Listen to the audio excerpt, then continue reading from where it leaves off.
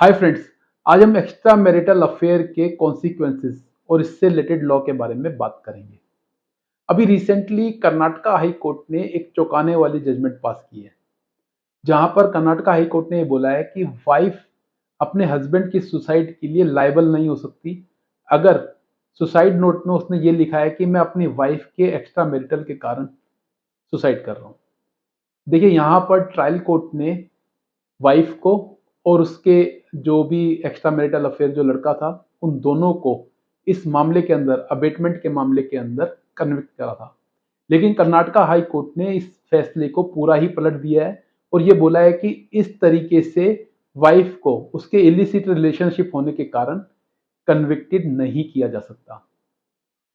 तो अब अगर जनरल हम बात करते हैं एक्स्ट्रा मैरिटल अफेयर की, तो देखिए, एक्स्ट्रा मैरिटल अफेयर को लेकर के जो पहले एक सेक्शन था हमारे कानून के अंदर अडल्ट्री का, उस सेक्शन को पूरे तरीके से हटा दिया गया है। सुप्रीम कोर्ट ने उस सेक्शन को खत्म कर दिया है और अब एक्स्ट्रा मैरिटल अफेयर होना किसी भी तरीके से क्राइम नहीं है। तो अगर किसी मैरिड कपल के अंदर किसी कपल का, मान लीजिए लड़की का या लड़के का, कोई एक्स्ट्रा मैरिटल अफेयर हो भी जाता है, तो वहां पर वो दोनों एक दूसरे के खिलाफ कोई क्रिमिनल केस नहीं फाइल कर सकते हैं। हाँ, कुछ अलग रेमेडीज हैं जो वो उसको अपना सकते हैं। वो रेमेडीज क्या हैं? अगर मान लीजिए किसी मैरिड कपल में लड़की का एक्स्ट्रा मैरिटल अफेयर है, तो लड़का ऐसे केस के अंदर उस लड़की के अगेंस्ट डिवोर्स पिटीशन फाइल कर सकता है क्रूरलिटी के बेस पे। और वहां पर डिवोर्स पिटीशन में ये बोल सकता है कि मेरी जो वाइफ है उसका मैरिज होने के बाद भी एक्स्ट्रा मैरिटल अफेयर चल रहा है और इस एक्स्ट्रा मैरिटल अफेयर होने के कारण वो बहुत ज्यादा क्रूवल बिहेवियर फील करता है। मतलब क्या है कि जो क्रूवलिटी की जो डेफिनेशन है, वहां पर ये बोला गया है कि क्रूवलिटी किसी भी तरीके की हो सकती है। वो साइकोलॉजिकल भी हो सकती है, वो इकोनॉमिकल भी हो सकती है, वो फिजिकल अब्यूज भी हो सकता है। तो यहाँ पर मेंटल क्रूरलिटी की बात की गई है कि उसके एक्स्ट्रा मैरिटल अफेयर होने के कारण मुझे मेंटल बहुत ज्यादा डिस्टर्बेंस होती है और इस तरीके से उसका ये बिहेवियर जो है वो क्रूअल है। और इस बेस पे वो कोर्ट के अंदर जाकर के डिवोर्स पिटीशन फाइल कर सकता है और अपनी वाइफ से डिवोर्स ले सकता है। इसके अलावा हस्बैंड के पास कोई राइट नहीं है। अगर वाइफ का एक्स्ट्रा मैरिटल अफेयर भी होता है तो वो इसके अलावा कुछ नहीं कर सकता है। अब अगर मान लीजिए हस्बैंड का एक्स्ट्रा मैरिटल अफेयर है, तो वाइफ के पास क्या ऑप्शन है? देखिए, एक ऑप्शन तो वाइफ के पास भी है, सेम ऑप्शन है, वो है डिवोर्स का। वो डिवोर्स फाइल कर सकती है। डिवोर्स फाइल करने के साथ साथ वो अपने हस्बैंड से अलीमनी के रूप में मोटी रकम वसूल सकती है।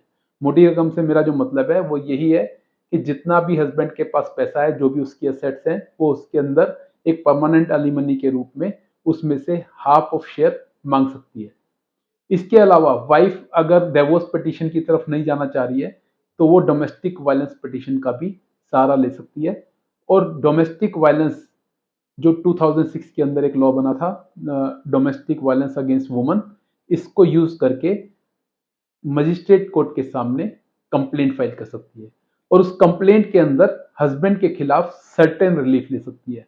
उन रिलीफ में पहला रिलीफ होता है वो प्रोटेक्शन ऑर्डर ले सकती है हस्बैंड के खिलाफ कि मुझे अपने हस्बैंड की क्रूरलिटी से प्रोटेक्ट किया जाए।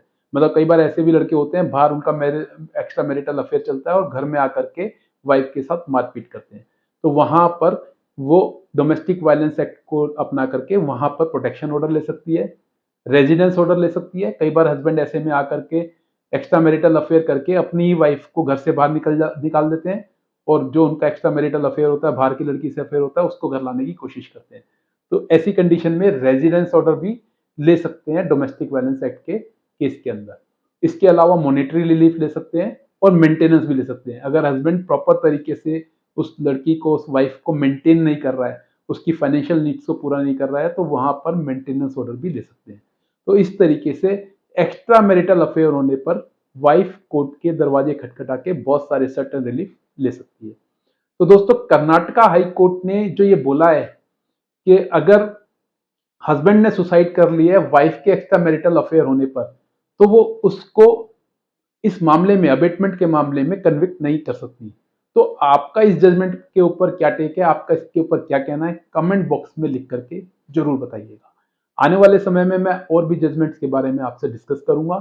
मैं advocate Yogesh Agrawal. I make your legal decisions easy. Be aware, be safe.